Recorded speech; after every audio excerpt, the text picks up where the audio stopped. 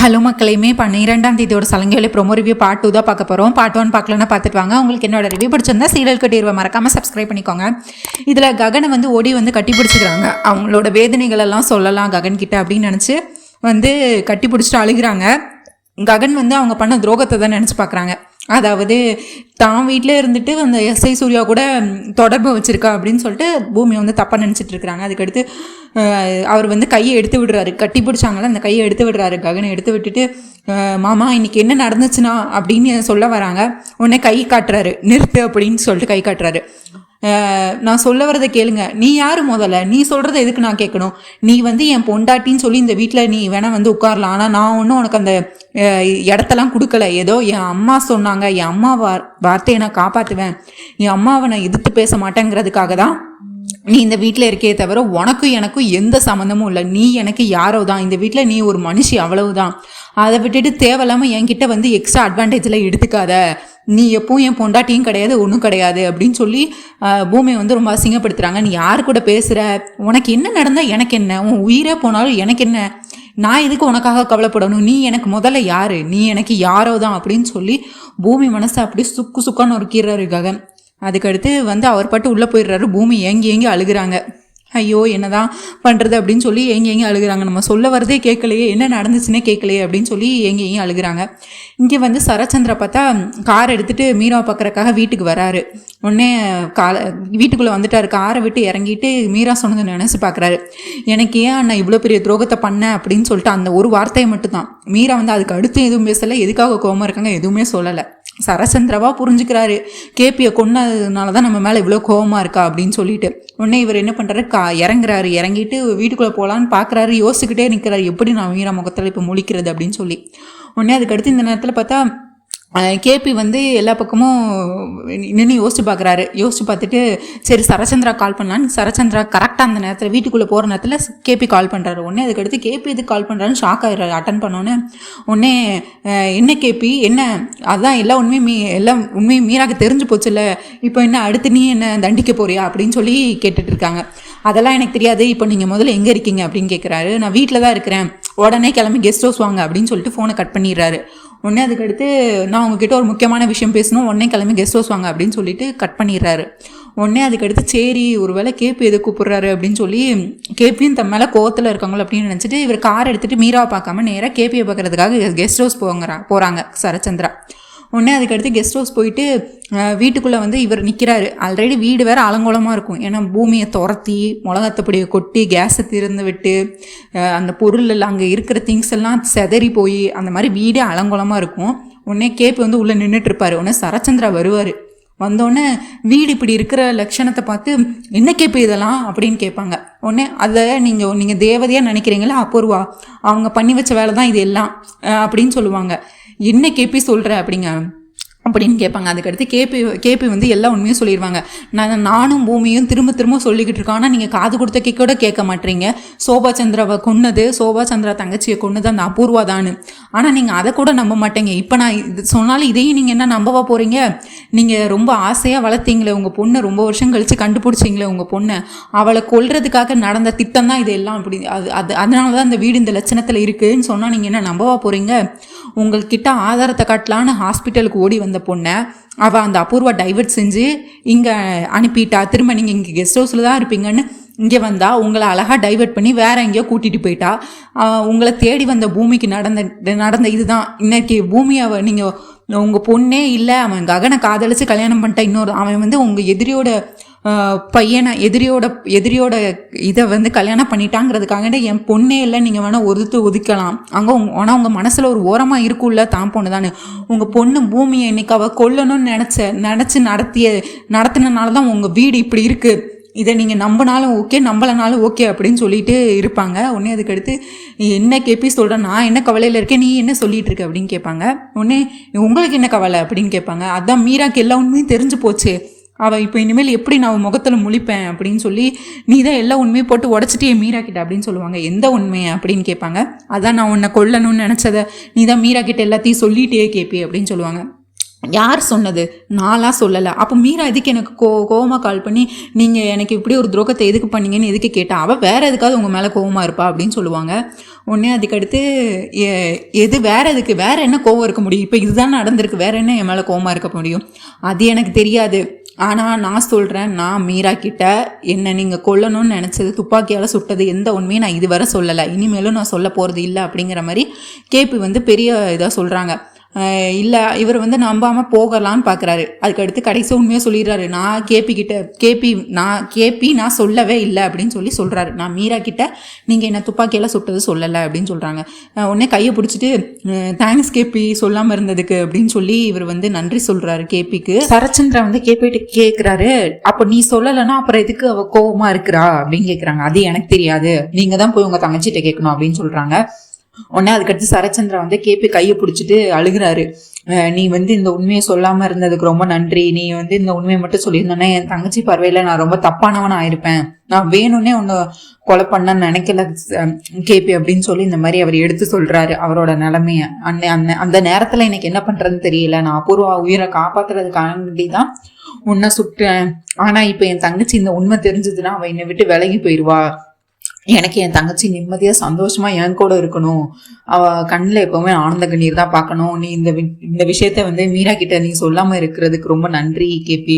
நீ வந்து இந்த விஷயத்துக்காக நீ என்ன சொன்னாலும் நான் கேட்குறேன், நீ என்ன கேட்டாலும் நான் உனக்கு கொடுக்குறேன். இந்த உண்மையை மட்டும் நீ கடைசி வரை வந்து மீரா கிட்ட சொல்லாத அப்படின்னு சொல்லி, இதுக்காக நீ என்ன சொன்னாலும் நான் உனக்கு கட்டுப்பாடுறேன் கேபி அப்படின்னு சொல்லி இவர் வந்து வாக்கு கொடுக்குறாரு. இவரே போய் மாட்டிக்கிறாரு, சரச்சந்திரவே போய். உடனே கேபி இருந்துட்டு இதுதான் சமயம் அப்படின்னு சொல்லிட்டு இவர் என்ன பண்றாரு, எனக்கு ஒரு டிமாண்ட் இருக்கு அப்படிங்கிறாரு. என்ன டிமாண்ட்னா, நீங்க வந்து பூமி உங்க பொண்ணா ஏத்துக்கணும் அப்படின்னு சொல்றாரு. உடனே சரச்சந்திர ஒரு நிமிஷம் யோசிக்கிறாரு. அதுக்கடுத்து சரி நான் என் பூமியை வந்து என் பொண்ணா ஏத்துக்கிறேன் அப்படின்னு சொல்லி, சரி நீ இந்த உண்மையை மட்டும் கடைசி வரை நீ யார்கிட்டயும் சொல்லாத, வெளியே யார்கிட்டயும் சொல்லாத, மீரா கிட்ட முக்கியமா சொல்லாத அப்படின்னு சொல்றாங்க. உடனே நல்லா யோசிச்சுக்கோங்க, பூமி உங்க பொண்ணா ஏத்துக்கிறீங்களா அப்படின்னு சொல்லிட்டு. ஒன்றும் பிரச்சனை இல்லை, நான் ஏத்துக்கிறேன். நீ வந்து இந்த உண்மையை மீரா கிட்ட சொல்ல மாட்டால, நான் அதுக்காக கண்டிப்பா ஏத்துக்கிறேன் பூமியை என் பொண்ணா அப்படின்னு சொல்லிட்டு இருக்காரு. உடனே அதுக்கடுத்து கேபி சொல்றாரு, அப்போ ககன அப்படின்னாரு. என்ன கேபி, அவன் என்னோட பரம எதிரி. அது எப்படி சரச்சந்திரா, பொண்ணை நீங்க ஏத்துக்கிறேன்னா அவ இப்ப வந்து உங்க பொண்ணு மட்டும் இல்ல, என் பையனோட பொண்டாட்டி. அப்போ வந்து எப்படி நீங்க என் பையனை ஏத்துக்காம இருப்பீங்க? என் பையனையும் நீங்க உங்க மருமகனா, ககனை நீங்க உங்க மருமகனா ஏத்துக்கணும் அப்படின்னு சொல்லி அடுத்த டிமாண்டு. பூமியை ஏத்துக்கிட்டாலே நீங்க ககனையும் ஏத்துக்கிட்ட மாதிரிதான், பூமி உங்க பொண்ணுன்னா ககன் உங்க மருமகன் தான் அப்படின்னு சொல்லி அவர் சொல்றாரு. உடனே அதுக்கடுத்து சரச்சந்திரா வந்து இப்ப யோசிச்சுக்கோங்க, இந்த உண்மையை சொல்லணுமா வேண்டாமா, நான் மீரா கிட்ட சொல்லணுமா வேண்டாமான்னு இப்ப நீங்க யோசிச்சு பார்த்து முடிவெடுங்க அப்படின்னு சொல்லிடுறாரு. உடனே அடுத்த செகண்டே யோசிக்கல சரச்சந்திரா. மீராக்காக தான் தங்கச்சிக்காக நான் என்ன வேணா பண்ணுவேன் அப்படின்னு சொல்லிட்டு, சரி நான் ககனையும் வந்து ஏத்துக்கிறேன் அப்படின்னு சொல்லி வந்து வாக்கு கொடுத்துடுறாரு இவர்கிட்ட. உடனே அதுக்கடுத்து இவங்க 2 பேரும் கார்ல வந்துகிட்டு இருக்காங்க இங்க வீட்டுக்கு. கேபியும் சரச்சந்திராவும் கார்ல கிளம்பி வந்துகிட்டு இருக்கிறாங்க. இங்க பார்த்தா செரியும் நட்சத்திராவும் வந்து படத்துக்கு போயிட்டு இருக்கிறாங்க. அதாவது சரச்சந்திரா கெட்டப்ல செரியே வந்து இன்னைக்கு நீ வந்து செரியோட படத்துக்கு போனோம் அப்படின்னு சொல்லிட்டு செரியே சொல்லியிருக்காரு. உடனே கார்ல ஏறிடுவாங்க.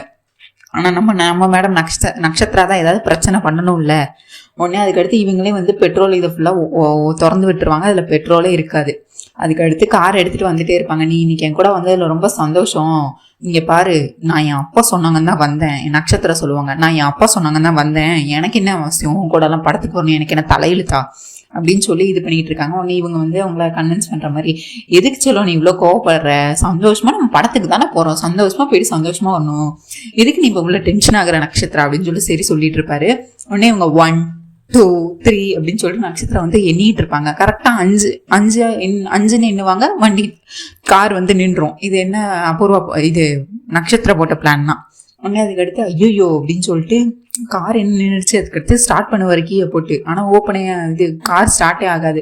உடனே இவங்க நட்சத்திரம் திரும்ப அதுக்கும் சண்டை போடுவாங்க.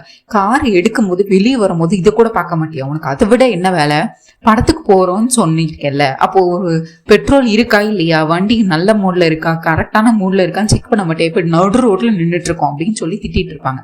உடனே நீ எதுக்கும் கோவப்படாத நட்சத்திரா, நீ காருக்குள்ளே இரு, நான் போயிட்டு இன்னும் ஒரு 1 கிலோமீட்டர்ல தான் இருக்கு, நான் போயிட்டு உடனே வாங்கிட்டு வந்துடுறேன் பெட்ரோலை, நீ எதுக்கும் கோவப்படாத, நீ கார்லயே பத்திரமா இரு, நீ பத்திரமா இரு அப்படின்னு சொல்லிட்டு இவர் வந்து கேன் எடுத்துட்டு பெட்ரோல் வாங்குறதுக்காக போயிடுவாங்க. நம்ம நட்சத்திரா மேடம் காரில் மட்டும் பிரச்சனை பண்ணலை, செடியை போட்டு தழுதுகாண்டியும் அடுத்து ஒரு பிளான் பண்ணியிருப்பாங்க. என்னன்னா விசில் அடிப்பாங்க. உடனே அடியாள் 2 பேர் வருவாங்க. ஏய் இங்கே பாரு அப்படின்னு சொல்லிட்டு, இப்போதான் அவன் வந்து பெட்ரோல் வாங்க போயிருக்கான், எப்படியும் அவன் வாங்கிட்டு வருவான். வந்தோடனே இந்த கருப்பு கிளாத் அவன் மூஞ்சியில போட்டு உருட்டுக்கட்டையை அவங்க கார்ல இருந்து எடுத்து கொடுப்பாங்க. இதை போட்டு அவனை அடின்னு அடிக்கிற, நீ அடிக்கிற அடியில அவன் இன்னும் எந்திக்கவே கூடாது 1 மாசத்துக்கு. அவன் வந்து என்ன ஹனிமூன் ட்ரிப்புக்கு பிளான் பண்ணிட்டு இருக்கானா? நீ அடிக்கிற அடியில அவன் ஹாஸ்பிட்டல்ல தான் இருக்கணும், அவ்வளவுதான். அவனை அடிக்கிற அடியில அவன் கை கால் எல்லாம் வந்து உடஞ்சு போய் ஹாஸ்பிட்டல்ல கெதின்னு அவன் இருக்கணும். அவன் மைண்ட்ல இனிமேல் ஹனிமூன் ட்ரிப்புங்கிற ஒரு எண்ணமே வரக்கூடாது அப்படின்னு சொல்லி நட்சத்திரம் வந்து இந்த மாதிரி அந்த அடியாள்கிட்ட பேசிட்டு இருப்பாங்க. உடனே அதுக்கடுத்து சரி நீங்க போய் முதல்ல ஒளிஞ்சுக்கோங்க, அவன் வந்துருவான் அப்படின்னு சொல்லிட்டு இருப்பாங்க. உடனே சரியும் வருவார். உடனே வந்தோடனே இந்த அடியாள் என்ன பண்ணுவாங்க, அவன் அந்த கருப்பு கிளாத்தை போட்டு மூஞ்சில போட்டு அடிக்கிறதான் பிளானு. இவங்க என்ன பண்ணுவாங்க, நட்சத்திரா மூஞ்சில போட்டுருவாங்க. அதை வந்து இவங்க வந்து டேய் அந்த அபூர்வா மேடம் இந்த நட்சத்திராலாம் வில்லி தாண்டா அப்படின்னு சொல்லி இவங்க 2 பேரும் முதல்ல பேசிட்டு இருப்பாங்க. அந்த அடியால் பேசிட்டு செரியோட முகத்துல போடாம நட்சத்திர முகத்துல போட்டுருவாங்க. உடனே அதுக்கடுத்து செரி வந்து அவனை செரி அடிக்க வருவாங்க. அடுத்து நட்சத்திரா ஏதோ பண்ண வராங்கன்னு சொல்லிட்டு செரி வந்து அடிக்க வருவாங்க இன்னொரு அடியால். உடனே என்ன பண்ணுவான், செரி வந்து எல்லா அடியிலேருந்து தப்பிச்சு அவங்க அந்த 2 அடியாலையும் போட்டு அடின்னு வெளுத்து எடுத்துருவான். ஹீரோ மாதிரி ககன் எப்படி அடிப்பார் அந்த மாதிரி ஹீரோ மாதிரி பறந்து அந்த 2 அடியாலையும் அடிச்சு துவம்சம் பண்ணிடுவான். துவம்சம் பண்ணிட்டு அதுக்கடுத்து அதுக்கடுத்து அவங்கள அடி தாங்க முடியாம தப்பிச்சு ஓடிடுவாங்க. இதுக்கு மேல உங்களை உங்க 2 பேர்த்தையும் இந்த ரோட்ல பார்த்தேன் அவ்வளவுதான்டா, உயிர் உங்களுக்கு இருக்காது, இனிமேல் என்கிட்ட இல்லை வேற எந்த பொண்ணுகிட்டையும் நீங்க பிரச்சனையே பண்ணக்கூடாதுடா அப்படின்னு சொல்லிட்டு இருப்பாங்க. உடனே அதுக்கடுத்து நட்சத்திரா ஐயோ போட்ட பிளான் எல்லாம் வீணா போச்சு அப்படின்னு சொல்லிட்டு இருப்பாங்க. உடனே அதுக்கடுத்து சரி இது எல்லாமே உன்னோட பிளான் தான் எனக்கு தெரியும் நட்சத்திரா, நீ எதுக்கு இப்படிலாம் இவ்வளோலாம் கஷ்டப்படுற, இப்போ ஒன்றும் பிரச்சனை இல்லை, ஒழுங்கா வந்து கார்ல ஏறினா போகலாம், இல்லைன்னா நான் உன்னை இங்கே விட்டுட்டு போயிடுவேன், திருப்பி அடுத்து வேற எவனாவது வந்து பிரச்சனை பண்ணுவான், திரும்பிலாம் வந்து நான் உன்னை காப்பாத்திட்டுலாம் இருக்க மாட்டேன் அப்படின்னு சொல்லிட்டு இவர் பாட்டு கார்ல ஏறி உட்காந்துக்கிறாரு. உடனே அதுக்கடுத்து இங்கே பார்த்தா ககன் வீட்டில் வந்துட்டு இவங்க மொட்டை மாடியில் உட்காந்து சாதமெல்லாம் எடுத்து வச்சுட்டு இருக்கிறாங்க. சாதமெல்லாம் எடுத்து வச்சு அவங்க ஸ்பெஷலாக ஒரு ரெசிபி பண்ணி நிலா சோறு கொடுக்கறதுக்காக எல்லாத்துக்கும் பண்ணிட்டு இருக்கிறாங்க. ஏதோ ஒரு மசாலா மாதிரி பண்ணி அது ரொம்ப ஸ்பெஷல், அதுதான் அவங்களோட டாப் நாட்ச் ரெசிபின்னு சொல்லிட்டு அதை பண்ணிட்டு முதல்ல பூர்ணி ஐயோ அம்மா ரொம்ப நாள் ஆச்சுமா நான் இவ்வளோதான் சாப்பிட்டு ரொம்ப சூப்பராக இருக்கு அப்படின்னு சொல்லிட்டு ருசிச்சு சாப்பிட்டுட்டு இருக்கிறாங்க. உடனே அதுக்கடுத்து நிலா சோறு வேற அப்படி உருண்டை உருட்டி கொடுக்குறாங்க. பூர்ணி சாப்பிட்டுட்டு இருக்கிறாங்க. உடனே அதுக்கடுத்து அம்மா பூமியும் கூப்பிடுங்க அப்படின்னு சொல்லிட்டு பூர்ணி சொல்றாங்க. உடனே அம்மா பூமியும் கூப்பிடுறாங்க. சிவா வா அப்படின்னு சொல்லிட்டு அதுக்கடுத்து பூமி வராங்க, சிவா வராங்க. உடனே நிலா சோறுடா அப்படின்னு சொல்லிட்டு இவங்க 3 பேரும் நல்லா சாப்பிட்டுட்டு இருக்கிறாங்க. ஒருத்தருக்கா பிசைஞ்சு மொத்தமா பிளேட்ல ஃபுல்லா ரைஸ் எல்லாம் போட்டுட்டு ஒருத்தருக்கா பிசைஞ்சு கொடுத்துட்டு இருக்கிறாங்க உருண்டையா. உடனே அதுக்கடுத்து எல்லாரும் ருசிச்சு சாப்பிட்டுட்டு இருக்கிறாங்க. இங்க பார்த்தா பூமிக்கு வந்து கவலையா இருக்குச்சா, ககன் இன்னும் சாப்பிடல அப்படின்னு சொல்லிட்டு அத்தை உங்க பையனையும் கூப்பிடுங்களேன் அப்படின்னு சொல்றாங்க. நீயே கூப்பிடலாமா? ஆமா நான் கூப்பிட்டா அவர் வந்துட்டு தான் வேலை பார்ப்பாங்க, நீங்க கூப்பிடுங்க அத்தை அப்படின்னு சொல்லுவாங்க. டே ககன் வரும். உடனே ககனும் வருவாரு. அவருக்கும் உருண்டையெல்லாம் உருட்டி கொடுப்பாங்க. அதுக்கு அடுத்து அவரும் சாப்பிட்டுட்டு இருப்பாரு. உடனே இவர் வந்து பூமியை கண்டுக்காம பூமி மேல கோபமா இருக்கிற மாதிரியே இருப்பாரு, சாப்பிட்டுட்டு இருப்பாரு. அவரும் ககனும் உட்காந்து அவர் பாட்டு சாப்பிட்டுட்டு இருப்பாரு. அதுக்கடுத்து பார்த்தா அவர் மொட்டை மாடியில இருக்கிறனால ககன் கண்ணில் வந்து தூசி விழுந்துரும். உடனே அதுக்கடுத்து அவர் வந்து கண்ணை தொடச்சிட்டே இருப்பாரு. அதுக்கடுத்து பார்த்தா நம்ம ஹீரோயின் மேடம் பூமி என்ன பண்ணுவாங்க, ஆர்வக்குள்ளர்ல இவங்க ஆல்ரெடி இவங்க கை காரமா இருக்கும், ஏன்னா அந்த மசாலா போட்டு சாதத்தை வாங்கி சாப்பிட்டுட்டு இருப்பாங்களா, அதே கண்ணில் போயிட்டு அதே கையை வச்சு ககனோட கண்ணில் வச்சு ஊத போயிடுவாங்க. அது வந்து அவருக்கு இன்னும் காட்டமாயிரும். கண்ணு ஃபுல்லா ஐயோ எரியுதுன்னு கத்த ஆரம்பிச்சிருவாரு. ஒன்னு என்னாச்சு மாமா? ஆமா இந்த காரமான கை கொண்டு என் கண்ணில் வச்சனா அப்ப நான் எரியாம என்ன பண்ணும் அப்படின்னு சொல்லி அதுக்கடுத்து சாரதா வந்து பூமியை பிடிச்சி திட்டுவாங்க. என்ன பூமி நீ பண்ணிட்டு இருக்க, உனக்கு கொஞ்சமாச்சும் அறிவு இருக்கா இல்லையா, இப்படிதான் நீ பண்ணுவியா? ஐயோ ககன் என்னாச்சு? அதுக்கடுத்து ககன் வந்து கண்ணை வந்து வாஷ் பண்றதுக்காக போயிடுவாரு. உடனே பின்னாடியே அவங்க 4 பேர் போவாங்க, பூரணி, சாரதா, சிவா, பூமி எல்லாம். உடனே சாரி மாமா அப்படின்னு சொல்லிட்டு இவங்க கேட்டுட்டு இருப்பாங்க. சாரதா வந்து திரும்பியும் பூமி திட்டிட்டு இருப்பாங்க. என்ன பூமி இதெல்லாம் பார்த்து பண்றது இல்லையா, எங்கம்மா இருக்க, இதெல்லாம் என்ன பண்றோம் ஏன் பண்றோம்னு யோசிச்சு பண்ணணும் அப்படின்னு சொல்லி திரும்பி திட்டிட்டு இருப்பாங்க. உடனே இங்க ககன் பார்த்தா திரும்ப ககனுக்கு வந்து அவங்க சாரியை எடுத்து வச்சு வாயில வச்சு ஊதி வச்சு இது பண்ணுவாங்க. உடனே இப்ப பரவாயில்லையா ககன் அப்படின்னு கேட்பாங்க. ஆமா காரத்து ஃபுல்லா கண்ணில் வச்சுட்டு இப்ப பரவாயில்லையா, அதுக்குள்ள எப்படிமா சரியாகும் அப்படின்னு சொல்லிட்டு ககன் வந்து திருப்பியும் சாரதா முன்னாடி கத்திட்டு இருப்பாரு. உடனே இவங்க திரும்பியும் பூமி வந்து சாரி மாமா அப்படின்னு சொல்லிட்டு சாரின்னு கெஞ்சிட்டு இருப்பாங்க. இங்க வந்து இங்க வந்து பார்த்தா இவங்க பிந்து வீட்டுல இருப்பாங்க. இவங்க அப்பதான் கார்ல இருந்து இறங்கி வருவாங்க, கேபியும் சரச்சந்திராவும். வந்தோடனே சரச்சந்திரா வந்து உள்ள வந்தோடனே பார்த்தோன்னே மீரான்னு கூப்பிடுவாங்க. உடனே பிந்து வருவாங்க. மாமா அத்தை வீட்டுல இல்லைங்க மாமா அப்படிம்பாங்க. எங்க போனா? இப்பதானே என்கிட்ட கொஞ்ச நேரத்துக்கு முன்னாடி போன் பேசினேன், எங்க இருந்தாலும் வீட்டுக்கு வாங்கன்னா. ஏன் என்னாச்சு, எதுக்கு, எங்க போயிருக்கா அப்படின்னு கேட்பாங்க. கோவத்துல போயிருக்காங்க மாமா அப்படின்னு சொல்லுவாங்க. சரி என்ன பிரச்சனை உங்ககிட்ட ஏதாவது சொல்லிட்டு போனாலா அப்படின்னு கேட்பாங்க. அது வந்து மாமா அப்படின்னு சொல்லி பிந்து இழுத்துட்டு இருப்பாங்க. உடனே கேபி வந்து சொல்லுவாரு, பிந்து உனக்கு உண்மை தெரியும்னா அதை வாய் திறந்து சொல்லு அப்படின்னு சொல்லுவாங்க. ஏன்னா சரச்சந்திரா வந்து என்ன நினைச்சிட்டு இருக்காரு, கேபி வந்து அவரை சுட்டு கொண்டுதான் சொல்லிட்டாங்களோன்னு நினைச்சு அவரை வேற பயந்துட்டு இருக்காரு. மீரா வேற அந்த நேரத்துல கோவமா இருக்காங்க. மீரா எதுக்கு கோவமா இருக்காங்கன்னு சரச்சந்திராக்கு இன்னும் தெரியாது. அவங்க கோவமா இருக்கிறது 2 கோடி கொடுக்கலங்கிறதுக்காண்டிதான். உடனே இவங்க வந்து பிந்து வந்து உண்மையா சொல்லிடுவாங்க. இந்த மாதிரி இந்து அக்கா வீட்டுல வரதட்சணையா கேட்ட 2 கோடி வந்து நம்ம கொடுக்கல, அது கடைசியில ககனன்னா தான் கொடுத்தாங்க, அந்த உண்மை வந்து அம்மாவுக்கு தெரிஞ்சு போச்சு அப்படின்னு சொல்லுவாங்க. இது ககன் கொடுத்தானா, ககன் அண்ணனா அப்படின்னு சொல்லி இவருக்கு வந்து கோவம் வந்துடும். சரச்சந்திராக்கு வந்து கோவம் வந்துடும். கேபி இந்த உண்மை உனக்கு தெரியுமா அப்படின்னு கேட்காங்க. ஆமா எனக்கு தெரியுமே, எனக்கு தெரியும், எனக்கு இந்துவோட மாமியார் ஃபோன் பண்ணி சொன்னாங்க அப்படின்னு சொல்லுவாங்க. அவனே கேபி வந்து விளக்கம் கொடுப்பாரு. இங்க பாருங்க, நீங்க 2 கோடி கொடுக்குறீங்கன்னு வாக்கு கொடுத்தது யாரு? நீங்களும் உங்க பொண்டாட்டி அபூர்வாவும். ஆனா நீங்க கொடுக்கல, கடைசியில ஏமாத்திட்டீங்க. கடைசியில என் பொண்ணு அங்க மாமியார் வீட்டுல போய் கஷ்டப்பட்டு நரகத்தை அனுப்பிச்சுட்டு இருந்தா. உடனே என் பையன் மனசு கேட்காம ககன் தான் 2 கோடி கொடுத்துருக்கான். அதுக்கடுத்து அவங்க மாமியார் என்கிட்ட சொன்னாங்க, இதுல என்ன தப்பு இருக்கு, நீங்க கொடுக்குறேன்னு சொல்லி நீங்க கொடுக்காம இருந்ததுனால தானே இவ்வளவு பிரச்சனைங்க அப்படின்னு சொல்லி கட்டிடுவாரு கேபி. உடனே சரச்சந்திரக்கு கோவத்தின் உச்சிக்கு போயிருவாரு. உச்சின்னா அபூர்வா எங்க இருக்கு அபூர்வா அப்படின்னு கத்த ஆரம்பிச்சிருவாரு. உடனே அபூர்வா ரூம்ல இருந்து வருவாங்க. உடனே இவங்களுக்கு தலையும் புரியாது வாழும் புரியாது அபூர்வாக்கு. உடனே என்னாச்சு மாமா, என்னாச்சு, எதுக்கு இவ்வளவு டென்ஷனா இருக்கீங்க, எப்போ வந்தீங்க, உட்காருங்க அப்படின்னு சொல்லிட்டு இருப்பாங்க. உடனே அபூர்வா அப்படின்னு சொல்லிட்டு பலார்னு அரைஞ்சிருவாங்க. அரைஞ்சிட்டு என்ன பண்ணி வச்சிருக்க நீ அப்படின்னு கேட்பாங்க. உடனே என்ன மாமா என்னாச்சு, நான் என்ன பண்ணேன் அப்படின்னு கேட்பாங்க. எங்க நீ வந்து இந்தோக்கு 2 கோடி கொடுத்தியா இல்லையா அப்படின்னு கேட்பாங்க. அவங்கதான் கொடுக்கலையே. உடனே அதுக்கடுத்து கேபியை பார்த்துட்டு இருப்பாங்க. ஒருவேளை அபூர்வா என்ன பயந்துகிட்டு இருந்தாங்கன்னா, ஒருவேளை உண்மையெல்லாம் தெரிஞ்சு போச்சோ அப்படின்னு நினைச்சு அவங்க பயந்துகிட்டு இருக்கிறாங்க. கடைசி பார்த்தா சரச்சந்திரவே அவர் வாயால சொல்லிடுவாரு, 2 கோடி நீ இந்துக்கு கொடுக்குறேன்னு சொன்னிய, கொடுத்தியா இல்லையா அப்படின்னு கேட்பாங்க.